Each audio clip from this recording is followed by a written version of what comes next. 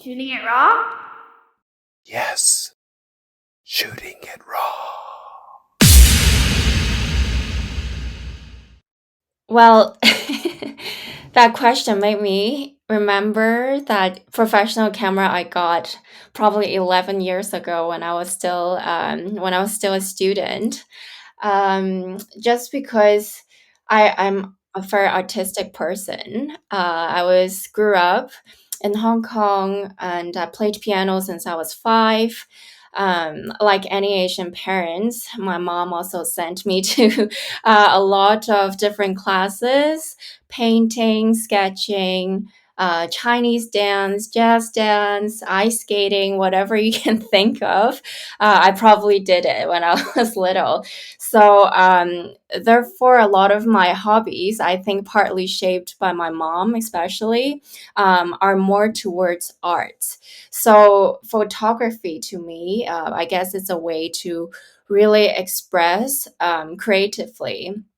So I begged my mom for, I guess, a year for her to get me a camera before I moved to California, which where I received my bachelor degrees for communications.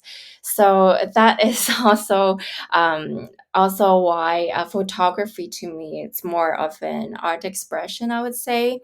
And I usually just take my camera with me to school because California compared to Hong Kong is very different. So I always see a lot of parks around me, a lot of interesting people, especially how they dress, how they wear their hairstyle is very different than what I would normally see in Hong Kong.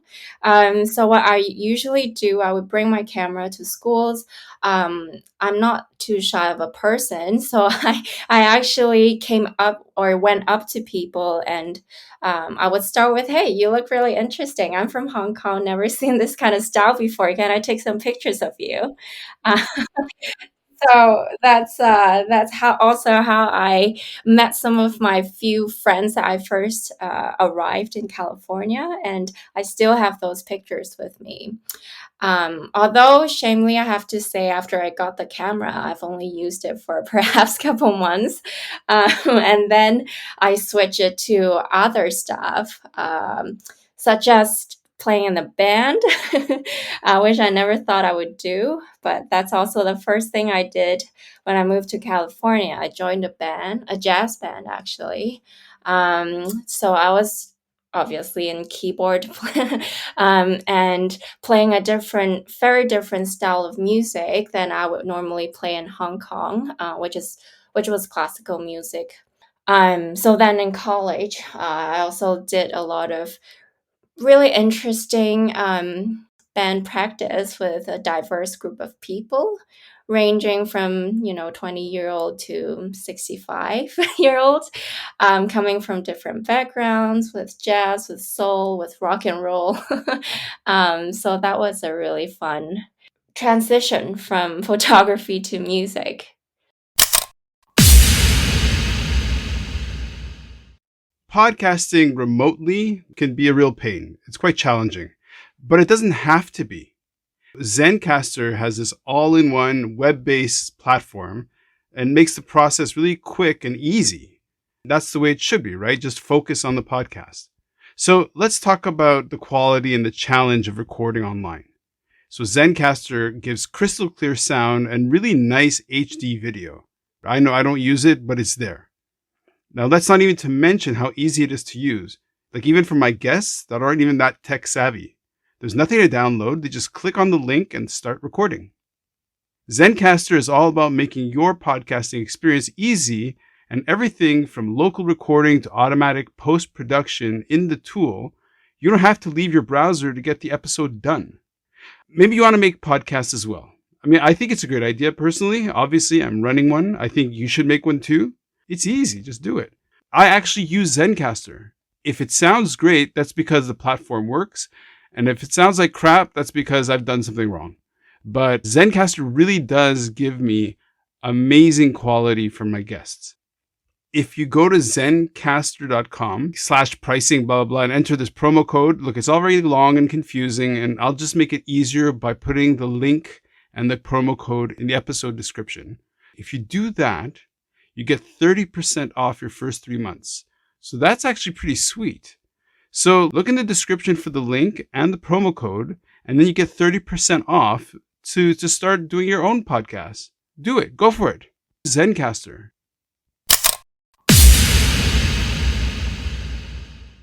Chloe, take a breath. That's awesome. I tend to speak a lot or fast. Chloe Poon, thank you for joining me on the podcast. Thank you. Okay, right now in Hong Kong, it is I'd say very British weather, right? So it's not a typhoon yet, but it's kind of cold, it's gray, and it's drizzling. You know how it could rain in Hong Kong. It's really, really just endless. So right now, I'm looking out the window. It's totally gray and razy and drizzling. And I know that you're in the UK, right? Yes. Currently, I'm in Cornwall. Yes. So we're going to get to know you by going through your photographs. And thank you so much for joining me. This is great. Of course, my pleasure. Speak about myself a little bit. That's awesome. Hey, look, this is great. So can we dive into your photos? I'm really curious to see what you sent. Definitely.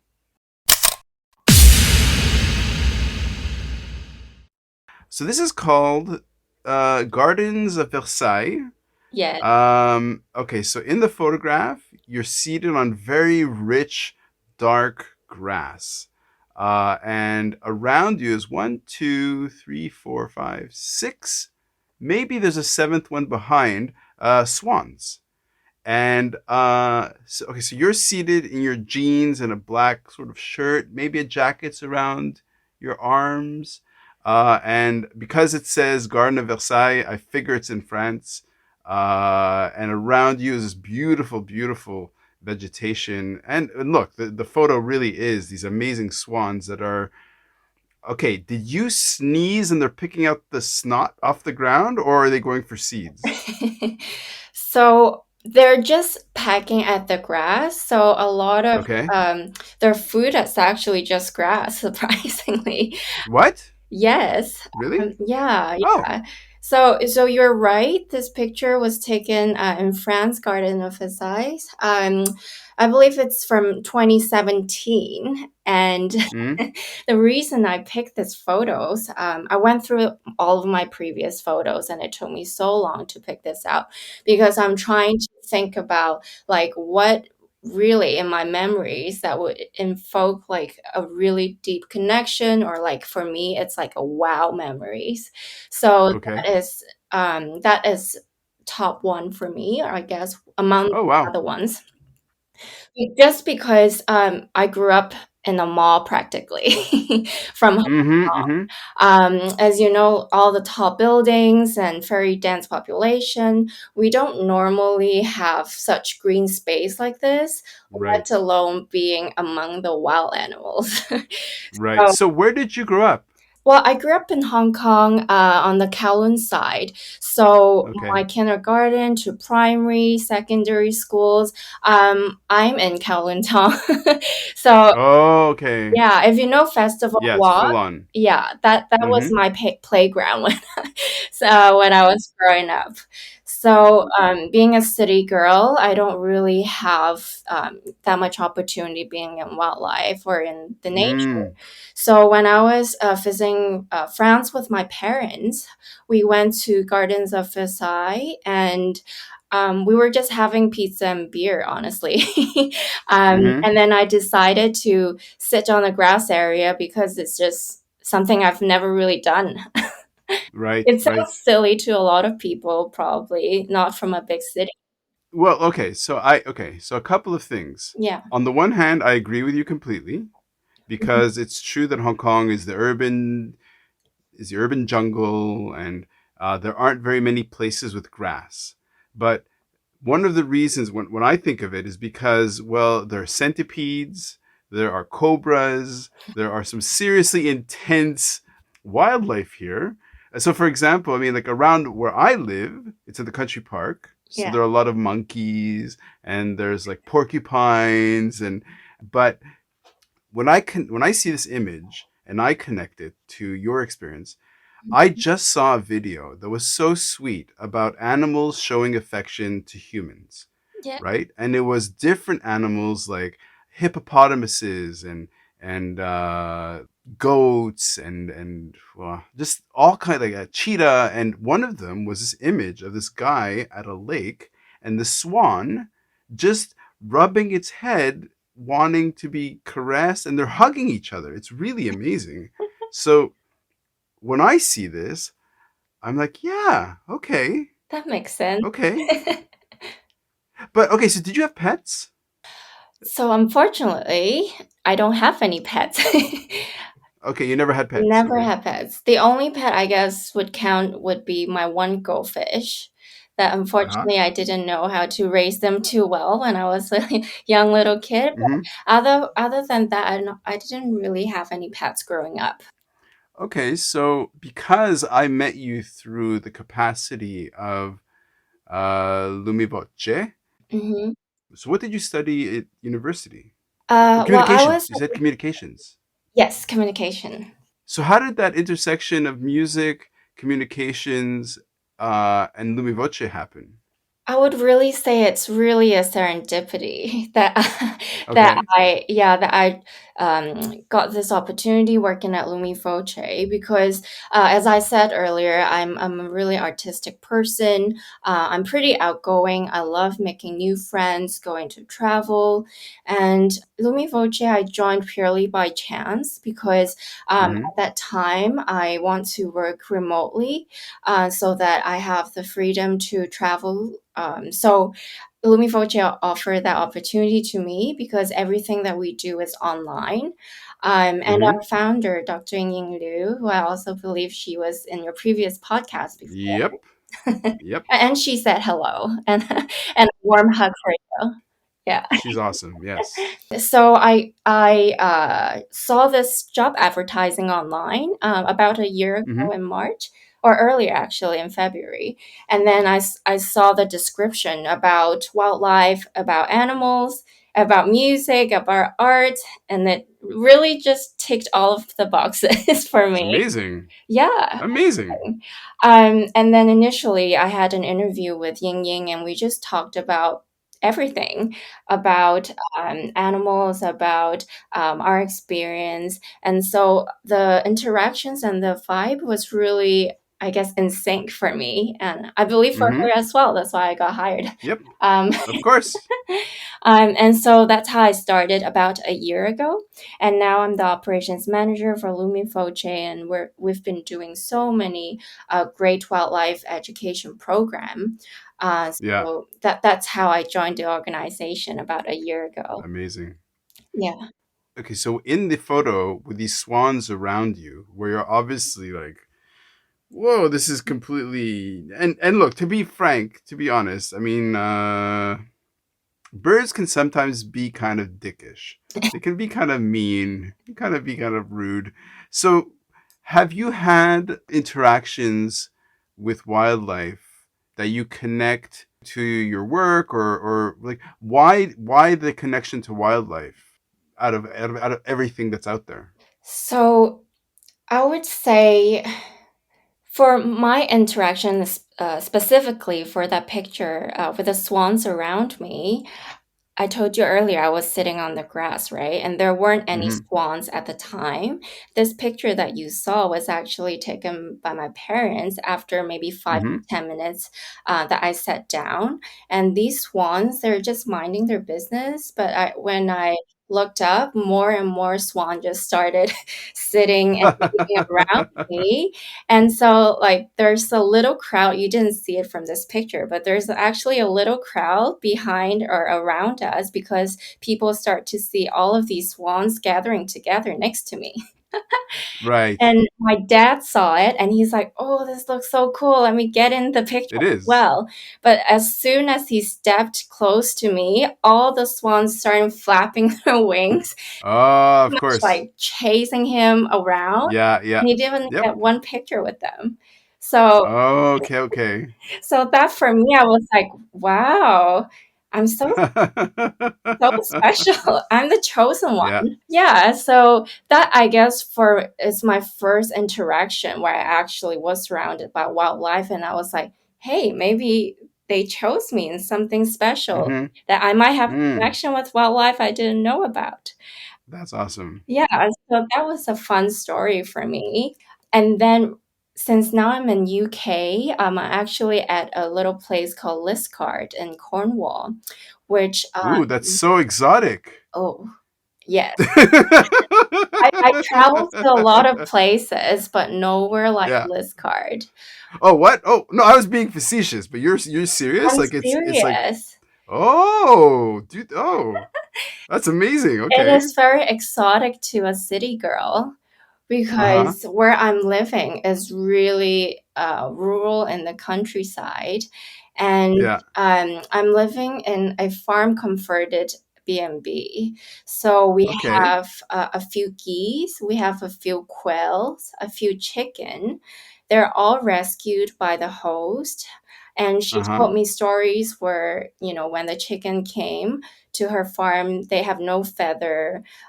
They looked like they're Okay. about to die because they were from commercial farm. And I couldn't imagine that because when I'm living here, all the chickens are so lively, walking freely in her Uh-huh. backyard. The geese are a bit of a trouble because they're very protective. Yeah. Surprisingly, I don't really connect with that particular milk goose because he chased me around when I see him. but uh but it was so funny, and at the same time, they laid a few eggs, so I got to uh-huh. never in my life tried a goose egg before. And Oh, wow. yeah, they just naturally have that little gift for me in their house, so we That's get to nice. enjoy that for a little bit. And outside of our house, we have 1,000-year-old tree called Darley Oak. Okay. So it's just a place filled with green area, green grass, and animals I've never seen in Can the I wild. can I Okay, so we've just met, just sort of seeing you and responding to you and listening to your story, and we are going to go to the next photo, but I just want to say that this may be I don't think this is going to be a secret that you haven't heard before, Mhm. but you're a little weird. You're a bit of a nutter. You're a bit of a nutter, right? I'm sure some people look at you and go like, "Oh, there's the nutter from Hong Kong." Hmm. I might have heard that somewhere. Yeah, I'm sure you have. Okay, well, you want to go to the next photo? Sure. Okay, unless you want to say something about this image. Um, I think we'll leave it there. Otherwise, I'll keep talking for hours. That's awesome. I love it. Okay, let's go to the next photo. Yes. So this is called the Philippines Border Island. Border Island. Okay, so the image is of a sunset. I Mhm. don't think it's a sunrise. It looks like a sunset. It's that sort of exposed mid tide, so you can see some of the rocks or rocks and reef or whatever are kind of exposed. In Yeah. the background, there's maybe one or two boats, and you're shooting onto this sort of like, I guess it's broken coral. It's not a sandy beach, so it's like a broken coral beach with kind of rock that could be, I don't know, basaltic rock or something. But it's a nice sunset. You say, I mean, it says the Philippines. I've been to the Philippines. I kind of know that kind of beach style. I would imagine there are a lot of sea urchin and a lot of starfish. So why include this photo? So this is another of my very interesting travel story. So Okay. this island is actually called Brother Island. It's an private island in El Nido, and for this photo particularly, the way we have to travel to get there is quite exciting because it's such a Mm-hmm. small island. We can only get there to El Nido first through a tiny little plane. And so Okay. the day when we arrived, unfortunately, they have a little storm. And being on Mm. a tiny plane, it was really, really scary. And Yep. for a good 5 to 10 minutes, the plane just go up and down. Okay, and the turbulence. And I'm not kidding. People are like, some people, I think they are praying. And Mm-hmm. I was holding onto my chair, and the plane was so quiet because I think people are really scared. Yeah. But Yeah. thankfully, we arrived safely, and the island is just beautiful. It's a private island, but not one of the luxurious resort type island. And it's actually hosted by a family, and where they built their own little boat from the El Nido to this island. It was also kind of scary because the boat was made from, I don't know what kind of material, maybe bamboo, maybe some sort of wood they find on the island, and with a simple Yeah. motor. So on our ride from the boat to their brother island, it was also the waves, Yeah. Super choppy. Yeah. Yeah. super choppy. And then we have to carry, when we arrive, we have to carry our own luggage and walk in the water for a Mm. good minute. So that to me also was very memorable. So when I've been to the Philippines, and also having flown in a very, very small plane, and did you see a lot of, because one of the funny tensions about being in a place like the Philippines is that because of the poverty, people are really just trying to make a living, Mm. and the ocean is a source of protein and meat and everything. So people just kind of go and just overfish it. So did you at that time start recognizing some of the pressures on the ecosystem, or was that still kind of outside of your consciousness? Definitely. Also, part of the reason why I look for that image, you mentioned before on the, not on the ground, but like on the sand, we can't even walk with our foot barefoot because there are Yeah. so many dead coral that Yeah. got pushed onto the sandy area. So we actually have to Mm. wear shoes the whole time.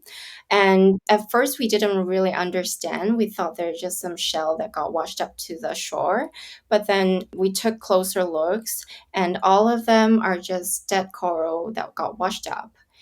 And Mm. we were just looking at it. We were like, oh, like there are so many. Yeah. Yeah. In the photo, that's what it. Yes. Yep. The whole beach is covered with dead Mm. coral. So that really just, I guess that made us really think, like, why is this happening, or why would Mm-hmm. so many dead coral? And we talked to the host about it, and they're pretty, I guess, they have the sustainability aspect in mind, and so that's why Okay. their housing, they built it themselves. The water, they found a very eco way to get the water to the island because you can't really get fresh water being so remote. Mm. So everything that they do have that in mind. So when we actually got Yeah. to the island, we're very inspired as well in that sense. And Mm-hmm. well, unfortunately, the coral you saw was just a corner. So for even the island is so beautiful. There are so many different things that got washed up. A starfish, seashell, the size of my head. It's just, Yeah. Yeah. Yeah. yeah, amazing and out at the same time, but also, And wait, mhm. for the listener, just so for reference, you say this, the seashell was the size of your head. Your head is enormous. Like your head is truly huge. I mean, like I'm looking at it on the video. Your head is like prize-winningly large head. I'm just Hey, kidding. I'm Red. just Hey, kidding. you're lucky I'm not very easily offended.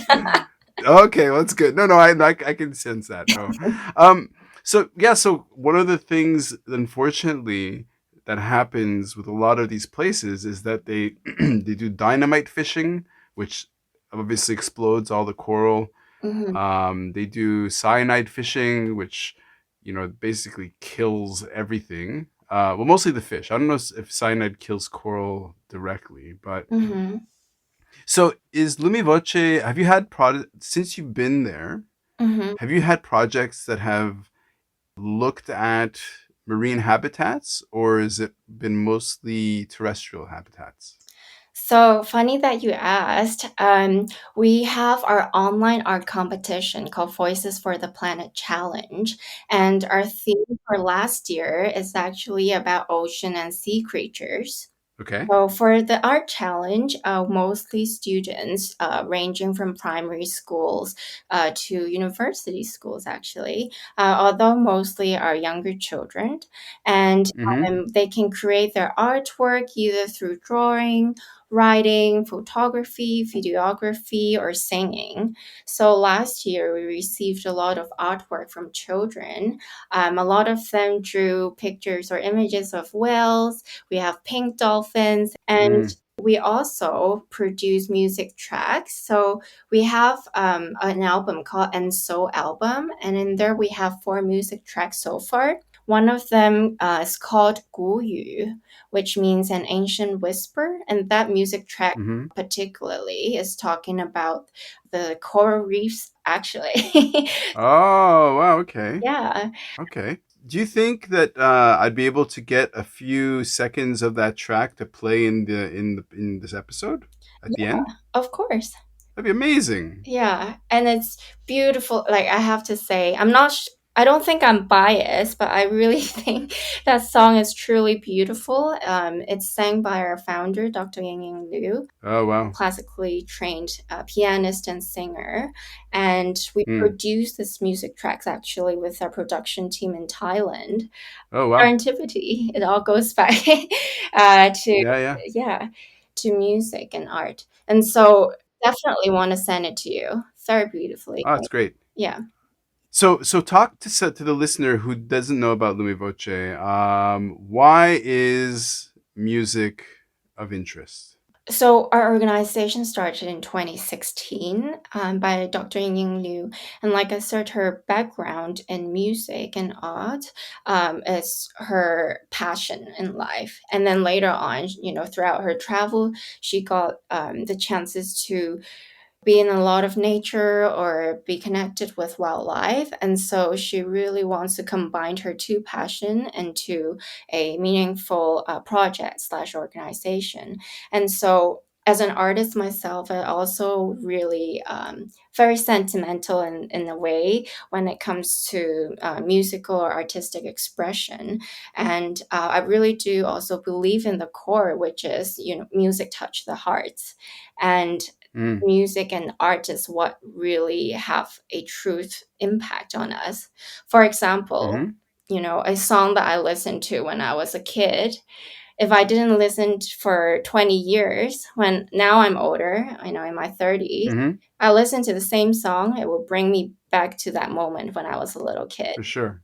right? Right. It's just very, simple logic behind it because we think music and art really do have a long impact. And so all of our programs are catered to this. And so we have Mm-hmm. music albums, we have wildlife storybook, we have this online art competition. So all of our beliefs is not to give just the knowledge to children. That part is also Right. important, but we want to engage them, through the art, through the music, of things that they actually like, especially for young children.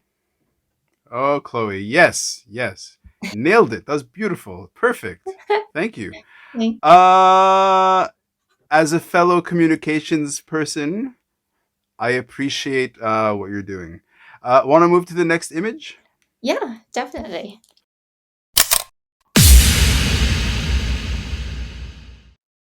Oh, this is so fun because I love this. Okay, so the title is Train from Lisbon to Porto, Portugal. So the photograph is of a kind of like a ripped piece of paper on what looks like a seat tray, maybe? Because like it looks almost like there's legs underneath.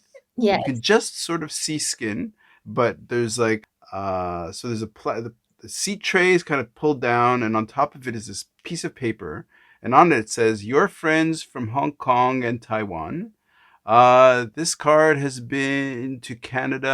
I'm sorry if I can't read this very well. that's Nice. And Portugal. Uh-huh. What? That's Nice in France, Uh, South. okay, Nice. Okay, and in it is the kind of sitting on top of the paper, I don't know if it's glued or taped or whatever, is these black and white photos of one is a military person and one is of not military, but it's black and white. Those aren't photos of you. Well, So what is this? What is those this? are not photos of me. I hope I look young. You weren't a World War II lieutenant? Sure, no problem. Hey, I'm still in my early 30s. Don't. Oh, really? Okay. Yes. So what am I looking at? Like, why this and what is it? Like, what? Please explain. So, as I say, I really look for the moments that make me go wow or give me that butterfly Okay. feelings, right? So, this experience really did give me that feelings because this is actually on the train from Lisbon to Porto. I was on a trip with a girlfriend of mine in Portugal, and there's this old man sitting next to us. He was quietly eating his lunchbox, and we were just chatting. And then all of a sudden, he just reached out to us and opening his lunchbox, and there's like a piece of cheese. There's a there's a few pieces of fruit, and he just offered that to us, and we were like, Okay. "Oh, thank you." We were trying to be nice and polite. So then we said, "Oh, thank you so much." We took a piece of fruit, even though we didn't really need it. Sure, um, sure, but sure. then we were trying to, say thank you to him and just realized he didn't speak a lick of English.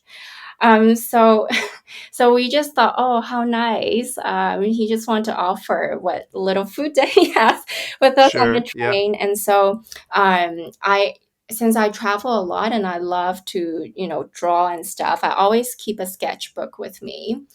Okay. So I was pulling out my sketchbook. I was doing some drawing, and I never really finished one piece at one place. So that's why you see on Uh-huh. that card I said this card has been to Canada or France. Right, right, right. So right before the gentleman get off the train, I just thought I would give him a little gift as return. Oh, aren't you sweet? Yes, and wrote down my email in case, maybe one day he want to reach out or send me back something fun from his hometown. Um, That's kind of creepy. hey, no, I just No, no, in a nice way. It's creepy in a nice way. Just listen. It's fine. It's yeah. cool. I got it. Got it. Well, I just thought it was such a cute thing that he wanted to share lunch with us. You made his day for sure. For sure. I probably did, but at the Yep. same Yep. time, he made our day as well. So, okay, so after I gave this card to him, he didn't know any English, obviously, but I peeked over.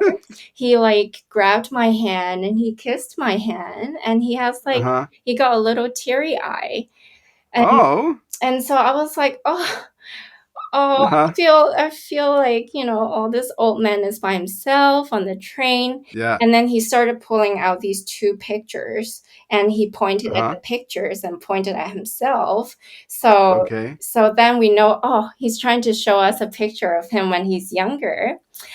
Sure, And so I sure. just took this picture and I want to remember that moment. Um, Mm-hmm. and later on, I received an email, probably a month Okay. later. I totally forgot about Okay. this.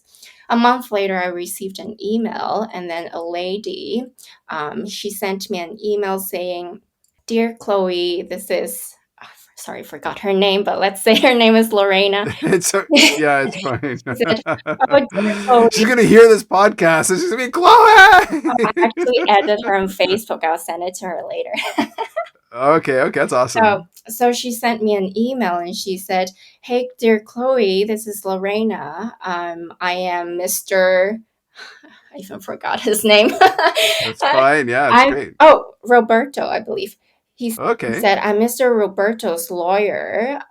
He lived by himself. He's 89-year-old, so he doesn't Oh really wow. know email or nothing, but he wants me to write you an email to tell you how much he Aw. appreciated the little card, and he'll remember you forever." Aw. Yeah, so I just felt so warm and cozy. So I got in touch with Mm-hmm. her. And later on, she told me apparently that train ride that he took was to send his sister away. So his sister passed away during that Oh, time. And obviously, at the time, I didn't know, right? yeah. So that card, I am guessing, probably at that moment why he had teary eye was because he just felt someone care, or he felt, Uplifted. yeah, uplifted at that moment. So that's why after receiving that email, it's also something that touched my heart very deeply. And I still get in You're touch amazing. with Yeah. him. Yeah. Amazing. That's great. No, it's great. So one of the things that I do in my training, so my client, when he was building up DHL, he was one of the co-founders of DHL. He said that an important part of the company of sort of having people feel good about work was this idea of psychic income, right? So is that you pay people this idea of like psychic benefit or kindness or whatever, and it just uplifts them, and it's like you give people checks of goodness, and there's something so sweet about and I've when you travel and you're meeting strangers, because in a way you're kind of hungry for contact, so it's just like, oh, so you meet somebody, and every once in a while the chemistry is just right where people give each other the most amazing kindness. And so I could totally imagine how this little interaction would totally uplift them. Yeah, definitely. And Yeah. I also believe, well, to me, for the time being, I didn't think it was an act of kindness. I just Mm. simply, feel so touched and warm of his little Yeah. gesture. To me, it's just repaying his kind gesture, which makes me feels good. Mm-hmm. At the time, I didn't think, oh, I'm doing his a favor or anything. Nothing like that. It's just pure Yeah. interactions where it touched me. And that was one of the Uh-huh. moments that really, gave me that little butterfly feelings, but not, Mm. not loving of the butterfly feelings It that just people. care. Hmm. Yeah, listen, I understand you were trying to pick up an 89-year-old guy. I appreciate it. I got Well, he's it. 90-year-old now, so. Yeah, yeah. No, no, I understand that for sure.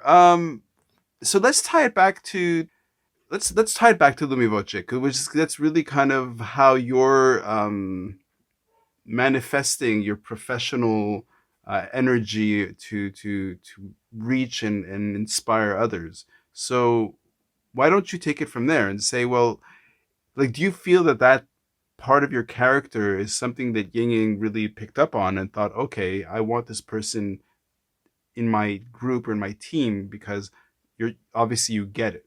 Well, I do believe, well, first encounter, you can only know a person so much, right? But I do believe our first interactions or call gave her the sense that I am also a caring person. But later Mm. on, when we actually started together on the programs for LumiVoce, it's a little silly, but I have to tell you, a lot of times when we do our calls, like both of us would just, kind of have we shared a tear or something when we talk about Yeah, no, topics that really moved us. Or sure. yeah, there are just so many so many silly moments where we both would just get so touched or moved from, and we just have to tell each other stop, otherwise we're going to wait for so long. Well, okay, look, I mean, okay, so in the podcast I just had last week or whatever it is, so she's like, look, when I was growing up as a kid, I was a total nerd. I loved Star Wars, but I didn't feel like I could really express my nerdiness. But now that she's older, she's like, I embrace it. I embrace it. I like fantasy. I like sci-fi, and so she embraced the nerdiness, right? So in the Mhm. same way, we live in a world that is maybe a little bit judgmental about connecting with each other and really LumiVoce is about inspiring people to to create goodness, right? Mhm. So own it, own the fact that, yeah, you guys, part of the mission or part of your work is to really connect and that's actually very artistic, unashamed, not self-conscious, to just connect with another human being. I mean, I love it. Yeah, exactly. And those are, I think, to me, some of the most treasurable moments are always, I don't remember like the bag I saw in the mall. I never remember, the piece of Mm, clothing that I saw and can't, forget about it. Never. To me, it's mm, always like, touching moments or that little cards or that email I received from the gentleman or from his lawyer. yeah. So like it's all In my mind, there's a little bit that really touching card I received from his lawyer. It's just like, from his lawyer. it's not a sentence I would have expected to hear. It's Yeah. awesome. So, well, he lives in a very small town in Porto. So, like, his lawyer That's great. lives next door to him. So that's why. Sure. That's Yeah. great. Well, that's the person who could write. Well, it's either his lawyer or doctor, like his urologist, wrote you a touching letter. Yes. Um, but I really do think that's also why Ying and I got along so well, and with the program Yeah. she created, and I'm helping that we all find such a connected mind, I guess, through our Yep. programs. And funny Yep. you said she confessed that she's a nerd. I guess in some sense I'm also a nerd. um, Uh, I'm not sure. your words, not mine. Hey, I'm not sure if you've heard of the Dream of the Red Chamber. Yeah. Yeah. Yeah. Yeah. Yeah. So it's one of the classics that you have to read, in classical Chinese. I don't think many of my friends even read that before, but Mm-hmm. I was fed with these kind of books since I was little by my mom. And so, if you read The Dream of the Red Chamber, like a lot of the content, how they beautifully write about, the environment, the jewels, or some scene where one particular scene in my head, the main character Dai Yu, she has a funeral for flowers because she feels for them and the sentimental. She's a very, I guess she has a personality that's very pessimistic, and she sees the flowers and reminds herself of her own unfortunate events. And throughout the Mm-hmm. book, your imagination just go in different paces because they describe the garden with like such beautiful, beautiful pink color, and the wording is just so beautiful. So naturally Mm-hmm. for me, I grew up in this environment, and for my imagination, when people tell me about garden, I unconsciously will link to things that I read Mm-hmm. before. And so I guess in that sense, that's why we really do believe like when we read or when we create art, like these kind of things really have an impact on us, even when I grew up, that I didn't know so Mm-hmm. much that I referenced back to the things that I read or I Mm-hmm. listened to when I was young. And yeah, I guess in that sense, I are kind of similar. Oh, for sure. Listen, I'm all about encouraging this. This is full throttle. This is great. Want to move on to the next photo? Sure.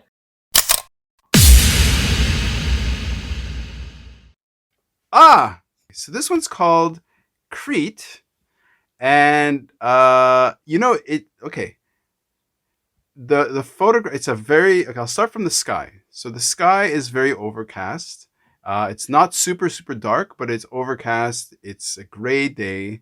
So there's that rocky terrain that you could have said this was in Shek O, but it says Crete. But so the rock is just kind of exposed rock. There's no vegetation in the back, far away, maybe half a kilometer away. There's just the edge of an island where you see a little bit of vegetation, but it's exposed rock.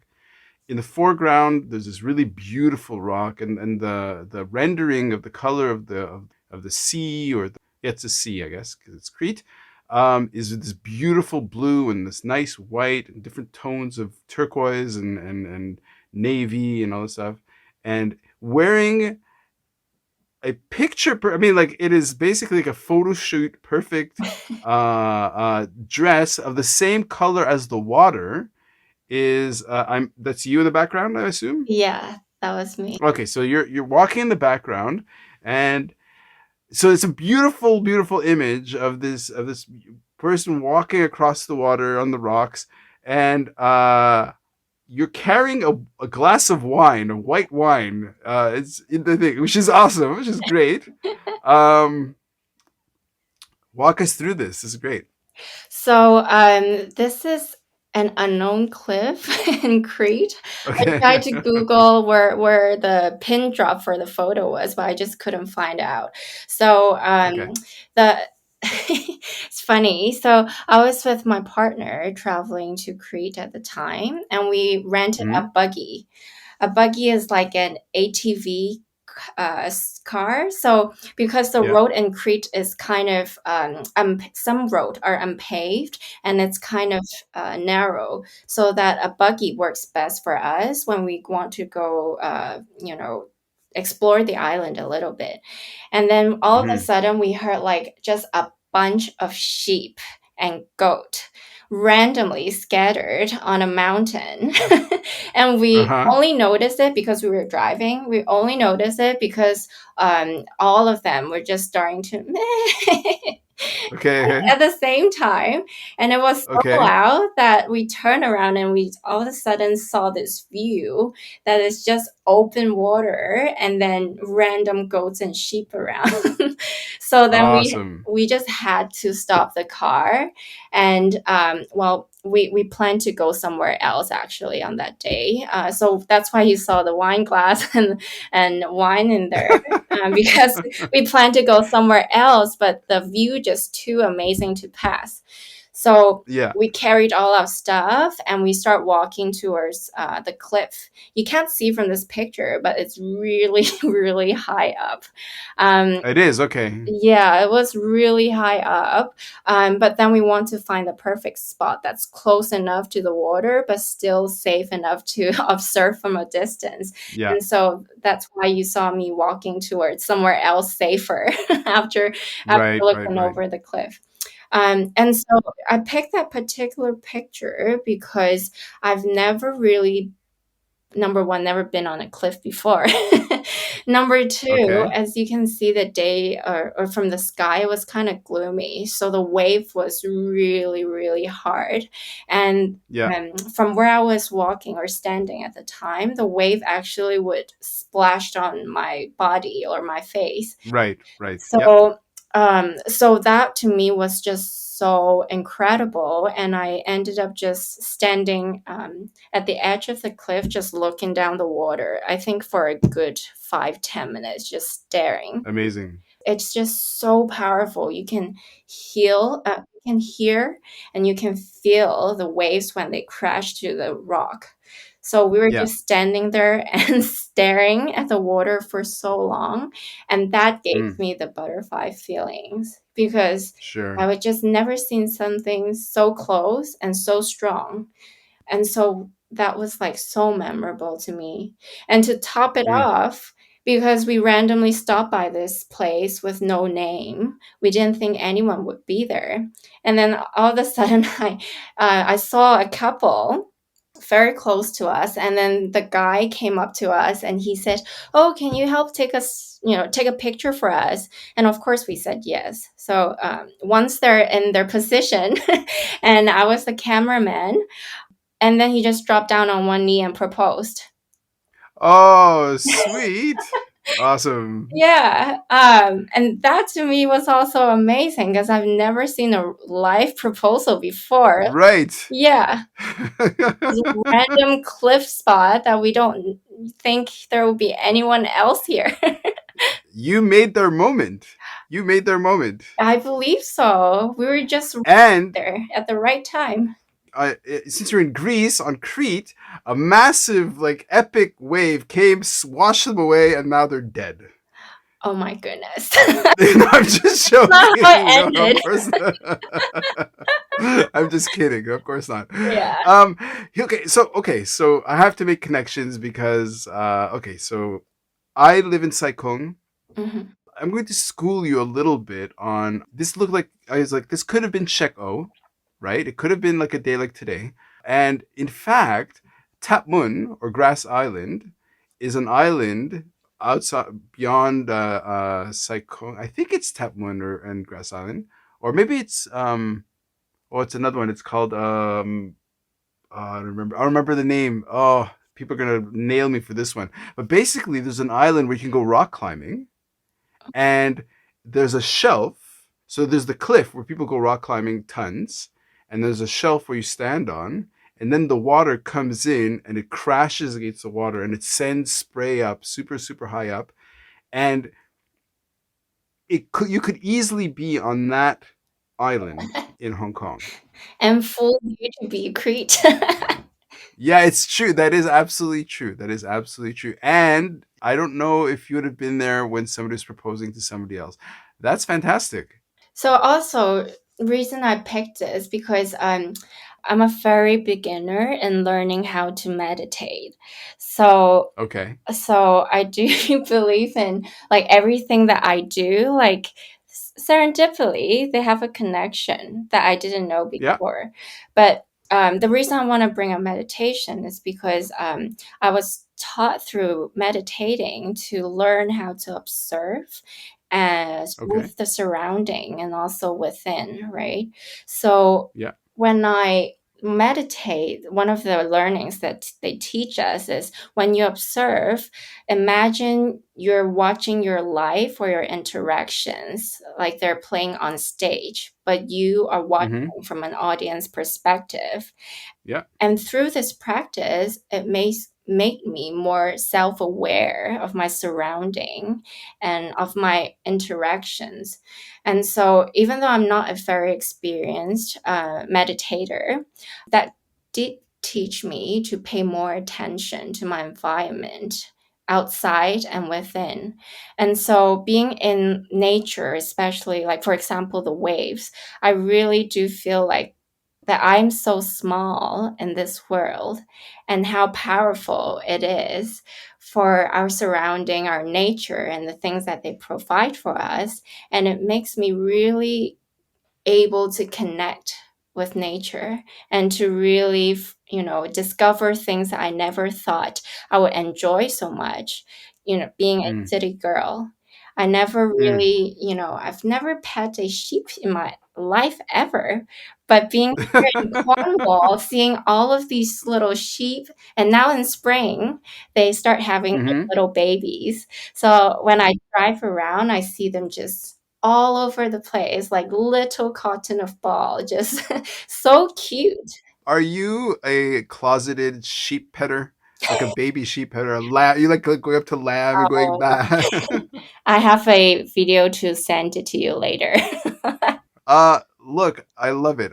So how do we connect to, like, for example, okay, from your training, you have to have a call to action, Mhm. right, at the end. So people understand what they can do, where they can go, what's next, how can they take what we're talking about for themselves forward, right? So why don't you talk about how do you inspire, or how can we inspire somebody who's listening to this to kind of discover either meditation or discover the connection of music and expression to the biosphere?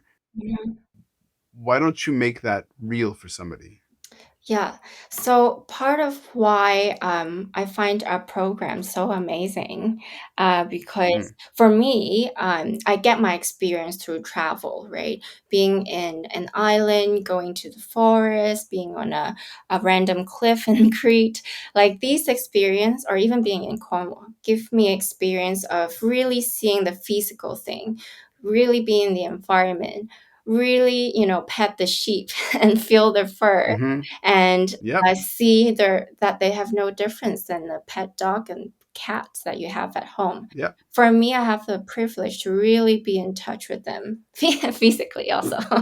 um, It's nice. it's great, and I think if you can, like everybody should also try or be exposed to that because it's nothing that you can get from a shopping mall.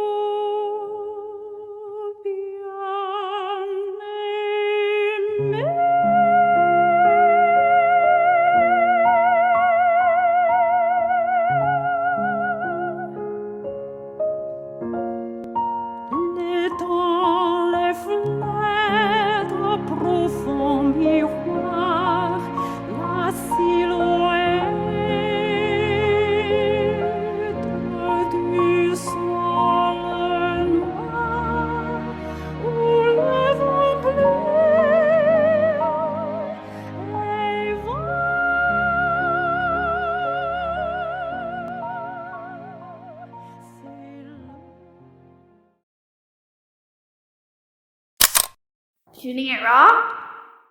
Yes. Shooting it raw.